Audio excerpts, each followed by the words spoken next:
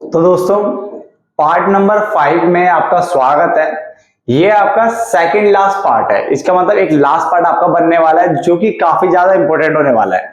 ये वाला जो पार्ट है ये आपका 20% के आसपास इंपॉर्टेंट है, ज्यादा कुछ खास इसमें है नहीं।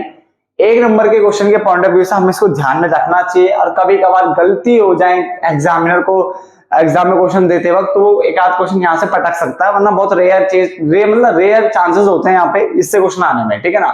पर फिर भी पता होना चाहिए इसलिए मैं लिख रहा हूँ। पार्ट नंबर 5 मेरा ये है। जितना मैंने बोर्ड में लिखा अक्सर मैं उतनी ही वीडियो बनाता हूँ क्योंकि वीडियो काफी लंबी हो जाती है, मतलब 12, 15, 20 मिनट की तो हो ही जाती है। बट इस बार मैं थोड़ा और आगे लिखूंगा, थोड़ा सैबी के बारे में आपको बताऊंगा। जैसे ये क्या नाम है, मैं सारा मिटा दूंगा, उसके बाद मैं सैबी के बारे में थोड़ा बहुत बताऊंगा आपको, 1-1.5 मिनट का लेक्चर दूंगा और फिर हम लास्ट पार्ट करेंगे अगली वीडियो में। क्लियर हो गया। मैं दोबारा बोल देता हूँ, ये जो बेटा पार्ट है ज्यादा इंपॉर्टेंट नहीं है बट फिर भी आपको देखना है, ये छोड़ेगा कोई भी बच्चा नहीं इसको, ठीक है ना। तो स्टार्ट करते हैं फटाफट से, ठीक है। जैसे लिखा बेटा फटाफट से याद कर लेना है कि स्टॉक एक्सचेंज में लेन देन की प्रक्रिया, जो स्टॉक एक्सचेंज है उसमें लेन देन की प्रक्रिया क्या है, या ऐसे भी लिखा जा सकता है कि शेयर बाजार पर ट्रेडिंग कार्यविधि, यानी जो शेयर बाजार शेयर मार्केट है वहां पर जो ट्रेडिंग का जो प्रोसीजर है वो कैसा है। क्लियर। तो पहला दलाल ऑब्लिक ब्रोकर का चयन करना। सबसे पहला आपको क्या करना है, ब्रोकर का चयन करना होता है, ठीक है ना। सबसे पहला पॉइंट बड़ा सिंपल सा। नंबर 2, डिपॉजिटरी के पास डीमैट अकाउंट खोलना।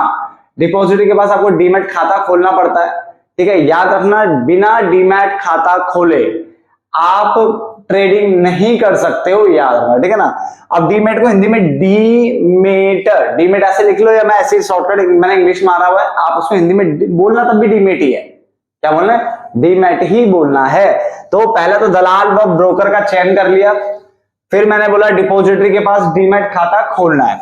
डीमेट खाता होता क्या है, डीमेट खाते से अभिप्राय उस खाते से है जो डिपॉजिटरी पार्टिसिपेंट के माध्यम से, यानी डिपॉजिटरी पार्टिसिपेंट के माध्यम से निवेशकों द्वारा, जैसे मान लो मैं निवेशक हूं तो मैं डिपॉजिटरी पार्टिसिपेंट के माध्यम से डिपॉजिटरी के पास क्या करूंगा, डिपॉजिटरी के पास अंशों के क्रय विक्रय के लिए एक खाता खोल लूंगा, उसको मैं बोलता हूं डीमैट खाता। यानी क्या हो गया, ये एक ऐसा खाता होता है जो डिपॉजिटरी पार्टिसिपेंट के माध्यम से, यानी डिपॉजिटरी पार्टिसिपेंट के माध्यम से आप निवेशक क्या करता है, डिपॉजिटरी के पास क्या करता है, अंशों मतलब शेयर्स के खरीद और बेचने के लिए, क्रय विक्रय के लिए एक खाता खोलना पड़ता है, उसको डीमैट खाता कहते हैं।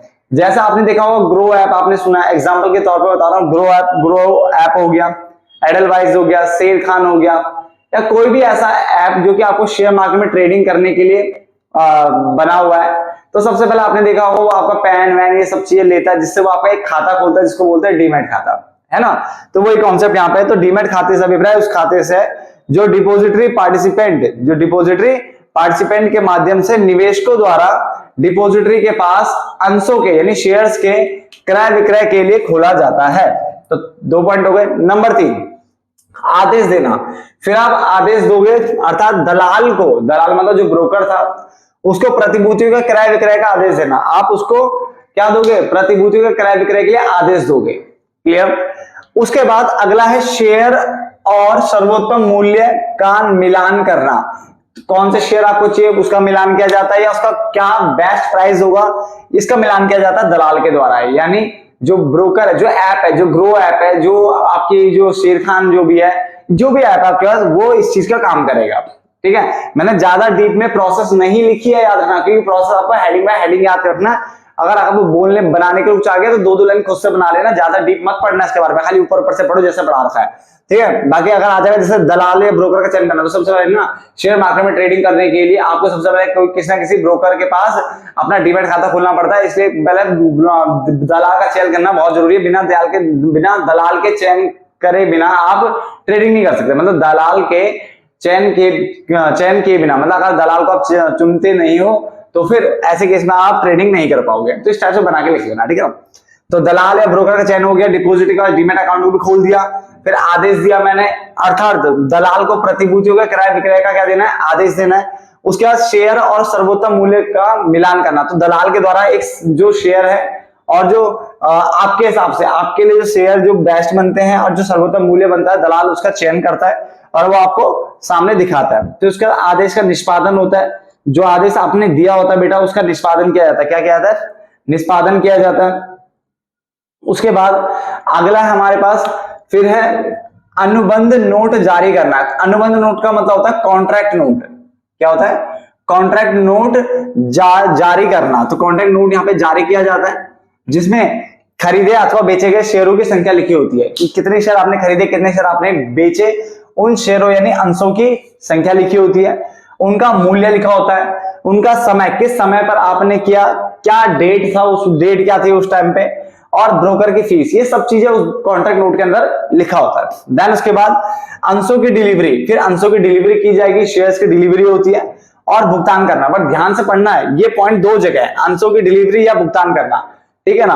पहले वाले में जो है अंशों की जब डिलीवरी या भुगतान किया गया तो उसको बोलते हैं पे इन डे के नाम से भी जाना जाता है। इसको क्या बोलते हैं? पे इन डे। तो आप इसको ना लिख करके पे इन डे भी लिख सकते हो, तो फिर एक ही यहाँ पे पे इन डे हो जाएगा, यहाँ पे पे आउट डे हो जाएगा। क्लियर है? तो यहाँ पे अंशों की डिलीवरी या भुगतान करना, तो निवेशक जो है ना या तो क्या करेगा, जो उसने शेयर बेचने हो वो बेचेगा या जो भी खरीदना उसके लिए भुगतान करेगा ब्रोकर को, ठीक है ना। उसके बाद निपटान चक्र होता है, ठीक है। क्या होता है? निपटान चक्र, जिसमें चीज को निपटाया जाता है, उसके लिए T+2 दिन का यूज होता है। टी मतलब होता है ट्रांजेक्शन डे। जैसे मान लो आज मेरा बुधवार है, बुधवार मेरा ट्रांजेक्शन डे है, तो बुधवार के बाद वीरवार और शुक्रवार, तो शुक्रवार तक ये निपटा दिया जाएगा। तो लेन देन के बाद, जो लेन देन आपने किया उसके बाद 2 और दिन लिए जाते हैं। तो जो ट्रांजैक्शन वाला दिन है वो, उसके बाद 2 दिन और, भाई इतना ही टाइम आपको मिलेगा, इससे ज्यादा टाइम आपको नहीं मिलता इसमें। फिर अंशों की डिलीवरी, फिर दोबारा वापस शेयर की डिलीवरी होगी, भुगतान करना। अब जो शेयर मार्केट है वो क्या करेगा, ब्रोकर को, जो उसने शेयर खरीदे होंगे, जैसे मान लो मैंने एक शेयर खरीदे थे तो मैंने ब्रोकर को बोला मुझे एक शेयर चाहिए, तो शेयर मार्केट भी तो उसको देगा ना शेयर, तो वही चीज हो रही है यहाँ पे। अब शेयर मार्केट कर रहा है तो उसको बोलते हैं पे आउट डे कहते हैं। क्या कहते हैं? पे आउट डे। यहाँ पे निवेशक ने बोला ब्रोकर को, यहाँ पे शेयर मार्केट दे रहा है ब्रोकर को, ठीक है। तो उनके बीच में रिलेशन है। फिर डीमैट अकाउंट, यानी जो आपका डीमैट खाता था उसमें शेयरों की क्या कर दी जाएगी, डिलीवरी कर दी जाएगी लास्ट में। क्लियर? तो लाइन बाय लाइन बेटा ऐसे याद रखना, दलाल ऑब्लिक ब्रोकर का चयन किया। नंबर 2, डिपॉजिटरी के पास डीमैट खाता खोला आपने। नंबर 3, आपने क्या क्या आदेश दिया, अर्थात दलाल को प्रतिभूतियों के क्रय विक्रय का आदेश देना। फिर शेयरों और सर्वोत्तम मूल्य का मिलान किया जाता है दलाल के द्वारा। फिर आदेश का निष्पादन होता है, ठीक है। देन अनुबंध नोट जारी करना, कॉन्ट्रैक्ट नोट जारी होता है, जिसमें जो खरीदे और बेचे गए शेयर होते हैं उनके संख्या, किस टाइम पे हुआ था, समय होगा, उनका मूल्य होगा, तिथि होगा, ब्रोकर की फीस। तिथि मतलब बेटा डेट होता है, ठीक है ना। चलो, फिर अंशों की डिलीवरी या भुगतान करना, यानी निवेशक जो ब्रोकर को बोला था, ब्रोकर और ये निवेशक के बीच की बात है यहाँ पे, ठीक है ना। चाहे तो लिख लो यहाँ पे, ब्रोकर और निवेशक के बीच में होगा ये, तो पे इन डे के नाम से जाना जाता है। फिर निपटान चक्र होगा जो कि ट्रांजेक्शन वाले दिन प्लस 2 दिन का मैक्सिमम आपको टाइम मिलता है, उससे ज्यादा टाइम नहीं मिलेगा। फिर अंशों की डिलीवरी या भुगतान करना, ये शेयर मार्केट, जो शेयर बाजार है वो और ब्रोकर के बीच में होता है ये वाला, ठीक है। तो शेयर मार्केट और ब्रोकर के बीच में होता है, इसको पे आउट डे कहते हैं। क्या कहते हैं बेटा? पे आउट डे कहते हैं, याद रखना। उसके बाद डीमैट खाते में शेयरों की डिलीवरी की जाती है, यहां तक कोई दिक्कत नहीं। चलो, उसके बाद आता है डिपॉजिटरी संस्थान क्या होते हैं। तो बेटा ये याद रखना, 2 है, एनएसडीएल और सीडीएसएल। इस टाइम पे 2 है, एनएसडीएल, सीडीएसएल। जिन बच्चों के दिमाग में ये आ रहा है कि भाई ने, या जो भी आप बोलते हो, सर बोलते हो, भाई बोलते हो, आपको पता है उन्होंने इंग्लिश में वर्ड यूज क्यों किए हुए, तो बेटा इंग्लिश में वर्ड यूज करने का मतलब ये नहीं कि आप वहां पे इंग्लिश यूज कर लोगे। यहाँ पे जैसे एनएसडीएल की फुल फॉर्म क्या है, नेशनल सिक्योरिटीज डिपॉजिटरी लिमिटेड, लिखना यही है हिंदी में भी, नेशनल सिक्योरिटीज डिपॉजिटरी लिमिटेड, ऐसे ही लिखोगे कोई दिक्कत नहीं है, ठीक है। मतलब कैसे, जैसे नेशनल लिखना है तो नेशनल, फिर सिक्योरिटी, तो सिक्योरिटीज, ठीक है। तो जो भी बनता है बेटा, जो भी बनता हो, सिक्योरिटीज, ठीक है, जो भी बनता हो लिखने में वैसा आप लिख सकते हो, कोई दिक्कत नहीं है, ठीक है। तो नेशनल सिक्योरिटीज, फिर ऐसी डिपॉजिटरी, जैसे मैंने यहाँ पे लिखा है डिपॉजिटरी, फिर लिमिटेड, ऐसे लिखना है, ठीक है। ऐसे सीडीएस का फॉर्म क्या है, सेंट्रल डिपॉजिटरी सर्विसेज लिमिटेड। तो ये है नेशनल सिक्योरिटीज डिपॉजिटरी लिमिटेड, और ये नेशनल सिक्योरिटीज डिपॉजिटरी लिमिटेड, और ये central depository services limited. Clear हो गया? अगला आता है डिपॉजिटरी, यानी जो डिपॉजिटरी है उसकी सेवा क्या है, ये बताओ, वो क्या सर्विसेज देता है। तो मैंने बोला अंशों के भौतिक रूप में हस्तांतरण संबंधी कठिनाइयों को, यानी आप कभी आपने देखा कि आपको अपने शेयर, आपको ना शेयर बेचने हैं और आपको पता इस टाइम पे रेट जो चल रहा है ना बढ़िया चल रहा है, अगर आपने बेच दिया तो आप प्रॉफिट में आ जाओगे, तो आप क्या करते हो, शेयर उठाते हो हनुमान जी की तरह ऐसे उठा करके वहां मुंबई में गए और वहां पे शेयर मार्केट में आपने बेच के आते हो, ऐसे करते हो। अगर आप ट्रेन से जाओगे, एरोप्लेन से जाओगे, उड़ के जाओगे, तब भी क्या है, इतनी देर में तो शेयर मार्केट जो शेयर का जो रेट है वो क्या हो जाएगा बेटा, चेंज हो जाएगा। क्लियर है ना। तो ऐसे केस में कैसे करें इसको डील। अब इसका मतलब ऑनलाइन करना सही रहेगा। क्या रहेगा, ऑनलाइन करना सही रहेगा। तो अंशों के भौतिक रूप, भौतिक मतलब फिजिकल जो रूप है में हस्तांतरण मतलब ट्रांसफर संबंधी कठिनाई को ध्यान में रखते हुए सेबी ने नई पद्धति को विकसित किया। क्या क्या, एक नई पद्धति लेकर आई, एक नई टेक्निक लेकर आई सेबी, जिसके अंतर्गत शेयरों की जो ट्रेडिंग है बेटा वो इलेक्ट्रॉनिक रूप में ही हो सकती है। क्लियर है, शेयरों की जो ट्रेडिंग है वो इलेक्ट्रॉनिक रूप में ही हो सकती है। ही लिखा है बेटा, ऑप्शन नहीं है, कोई दूसरा तरीका नहीं है, इसी में ही होगी, इलेक्ट्रॉनिक में। ठीक है ना। आगे लिखा है डिपॉजिटरी सेवा एवं डीमैट खाता इसके आधार है। और इसके लिए अगर आप शेयर को इलेक्ट्रॉनिक फॉर्म में अगर डील करना चाहते हो तो दो चीजें मेन है। देखो, डिपॉजिटरी की सेवा आपको लेनी पड़ेगी जिससे आप इलेक्ट्रॉनिकली कर सकते हो, शेयर को बाई सेल कर सकते हो। नंबर 2, डीमैट खाता होना चाहिए। तो दो मेन आधार है। इलेक्ट्रॉनिक में अगर आप शेयर में ट्रेडिंग करना चाहते हो तो डिपॉजिटरी की सेवा होनी चाहिए, जो कि आपको इलेक्ट्रॉनिक में करने का एक प्रोसीजर देगा, तरीका देगा, टेक्निक देगा। और दूसरा डीमैट खाता होना चाहिए। क्लियर हो गया। चलो, डिपॉजिट बेटा जो मैं एग्जांपल देता हूं वो आप तक ही सीमित है, कहीं और मत ले जाना। ठीक है, पता चले दिल पे ले जा रहे हो, दिल पे मत ले जाना। इधर देखिए, डिपॉजिटरी के सेवा के लाभ, डिपॉजिटरी सेवा के लाभ क्या है। तो अगर आप डिपॉजिटरी सेवाएं लेते हो तो लाभ ये मिलेगा, पहला आपके समय की बचत होगी। सही बात है, और घर बैठे बैठे ऑनलाइन पे कर रहे हो आप, ऑनलाइन बैठे मोबाइल से कर लेते हो, समय की बचत हो जाती है। नंबर 2, लेन देन में पारदर्शिता होती है, मतलब लेन देन बिल्कुल बिल्कुल साफ सुथरा होगा, आपके सामने देखने को मिलता है आपको, तो पारदर्शिता देखने को मिलती है, समय की बचत होती है ना। उसके अलावा बिना किसी कागजी कार्यवाही के प्रतिभूतियों में व्यवहार किया जाता है, यानी बिना किसी कागजी कार्यवाही के शेयर जो सिक्योरिटी है उसमें लेन देन किया जाता है। ठीक है ना।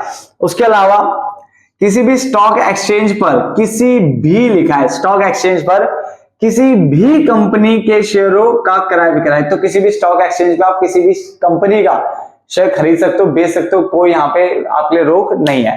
तो समय की बचत हो गई है। ठीक है ना। ये भी लिख सकते हो आप, लागत भी कम आती है बेटा। ठीक है। नंबर 2, लेन देन में पारदर्शिता रहती है, बिना किसी कागजी कार्रवाई के प्रतिभूतियों में व्यवहार देखने को मिलता है, यानी लेन देन देखने को मिलता है सिक्योरिटी में। किसी भी स्टॉक एक्सचेंज में और किसी भी स्टॉक एक्सचेंज पर किसी भी कंपनी में कंपनी के शेयरों का आप क्रय विक्रय कर सकते हो। और शेयर बाजार में निवेशक की भौतिक उपस्थिति की आवश्यकता नहीं होती, यानी मेरे को शेयर मार्केट में मैं फिजिकली वहां पे प्रेजेंट हूं ऐसा जरूरी नहीं है, मैं घर बैठे बैठे भी शेयर्स को हैंडल कर सकता हूं। तो वही लिखा हुआ है, शेयर मार्केट में निवेशक मतलब इन्वेस्टर की भौतिक यानी फिजिकल प्रेजेंस यानी उपस्थिति की आवश्यकता नहीं होती आदि। इसके अलावा आप लिख दो लागत कम आती है, ये सब भी आप लिख सकते हो। क्लियर हो गया, यहां तक कोई दिक्कत नहीं।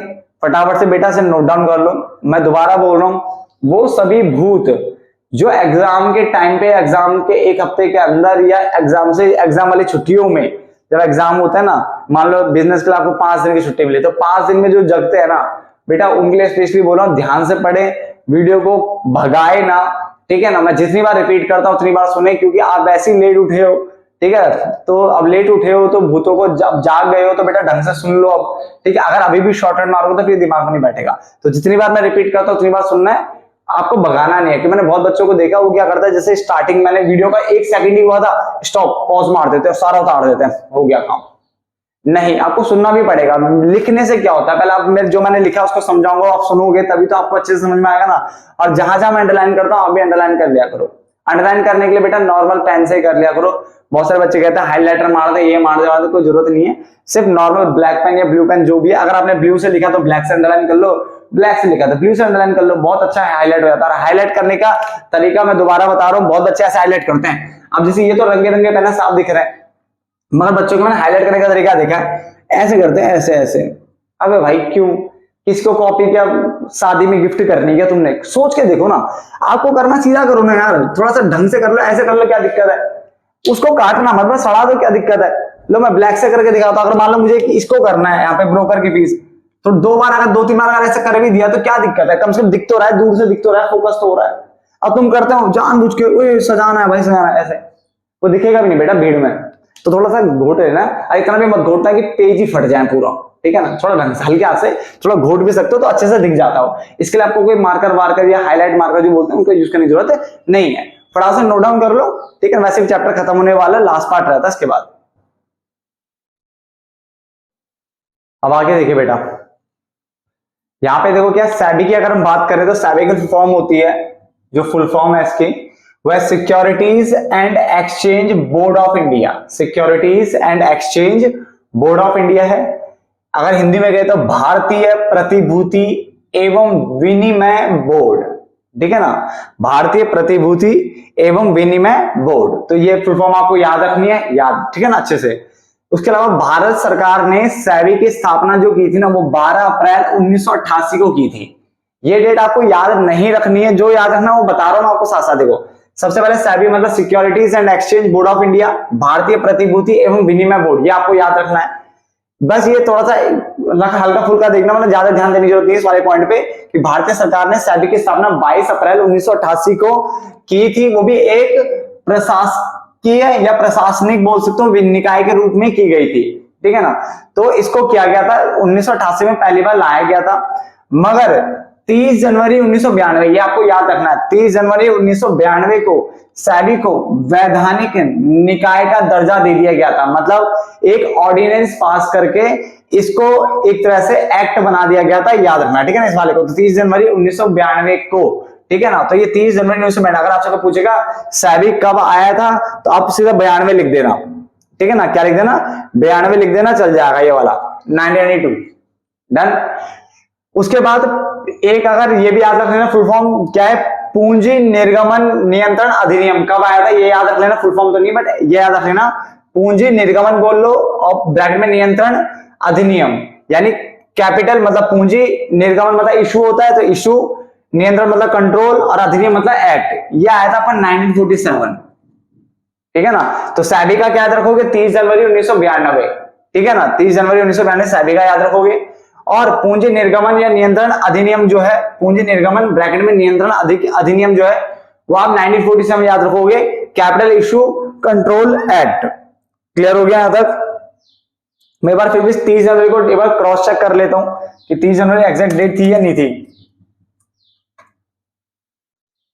आप जब तक नोट डाउन कर लो बेटा, 30 जनवरी, ठीक है, 30 जनवरी है, डन। तो ये पार्ट नंबर 5 भी बेटा आपका खत्म हो गया, इसको भी याद रख लेना। अब रह गया लास्ट पार्ट, फिर ये चैप्टर क्लोज, फिर 2 चैप्टर रह जाते हैं और उनको भी फटाफट से खत्म करके फिर हम आगे बढ़ेंगे, डन। चलो नोट डाउन कर लो बेटा।